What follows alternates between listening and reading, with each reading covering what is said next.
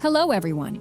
In this video, you can learn how to use Beeceptor's CRUD APIs, a powerful tool that helps developers get started on new projects or features requiring APIs to manage the data. But first, let's explore why CRUD APIs are so essential. CRUD stands for Create, Read, Update, and Delete, the four fundamental operations for managing data in any application. Imagine you're building an e-commerce app and you need to manage products. You'll need to add new products, view the existing ones, update them, and sometimes even remove them.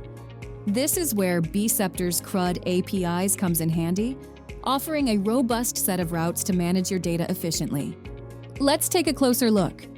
When you define an entity's APIs path, Beeceptor creates 6 essential APIs for managing your products under the API/products route.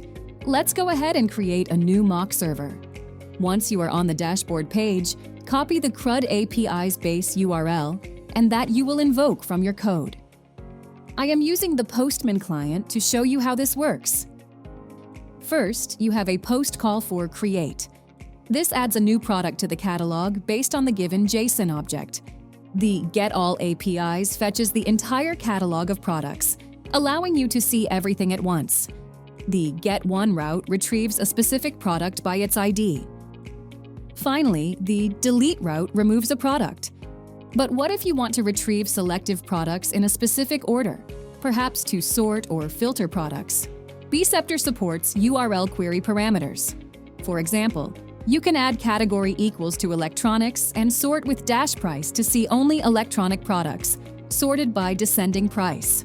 Beeceptor follows REST API's principles, elevating your design skills. As a front-end engineer, if you are building a new app, Beeceptor's CRUD APIs is a way forward for faster prototyping. Integrate fast and deliver value early with Beeceptor.